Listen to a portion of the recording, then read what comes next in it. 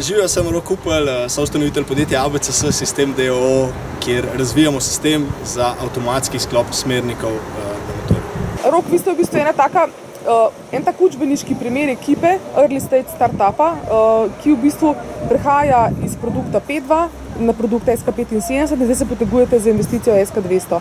A nam lahko najprej poveš, čemu ste namenili zagonsko subvencijo P2? P2 je bil v bistvu celoti namenjen razvoju. Tam smo bili še dejansko toliko na začetku, da brez teh sredstev sploh ne bi mogli štartati. Ker vse je tukaj hardware, tukaj je bilo toliko in toliko prototipov, toliko in toliko testiranj.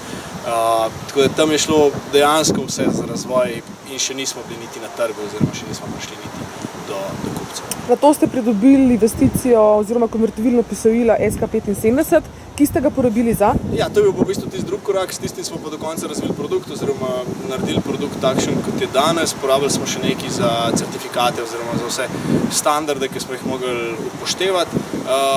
Zdaj nekaj nam je pa še ostalo za vstop na trg oziroma za razvijanje novih trgov. In danes je za tabo v bistvu nastop na demo dnevu, kjer se poteguje za investicijo SK200. Če jo dobite, čemu bo namenjena? Zdaj si želim oziroma si upam trditi, da dejansko gre pa samo še v prodajo. Torej, produkt je razvit, slovenski trg je pokrit, v tujini smo tudi že precej prodajali. Zdaj pa dejansko rabimo za sendvič, za bencin, pa od trgovine do trgovine, da te zadeve spravimo na police. Dokazali smo na marsikerem primeru, da lahko trgovine to rabijo, zdaj pa v bistvu moramo te stroške imeti pokrite. Tako da dejansko je zelo specifičen denar, ki je namenjen prodaji oziroma rasti na ciljnih trgih. Zdaj pa čist kakšna je tvoja osebna izkušnja in izkušnja v bistvu vaše ekipe?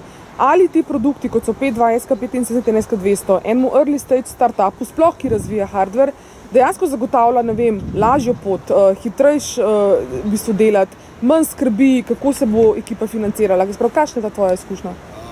Jaz v bistvu ne bi uporabil besede lažje poti, ker enostavno pri nas brez teh sredstev poti ne bi bilo. Ker hardware zadevo razvijati, to ne pomeni, da pač imaš ti dva računalnika in lahko začneš pisati kodo, ampak je to ogromno enih testiranj, ogromno nekih prototipov in brez teh sredstev mi niti ne bi prišli do faze, ko bi lahko investitorje iskali. Tako da dejansko je bil to nujna zadeva, ki smo jo pač porabili, da smo prišli do danes tukaj, kjer lahko se pogovarjamo z investitorji in pač razmišljamo o globalni prodaji.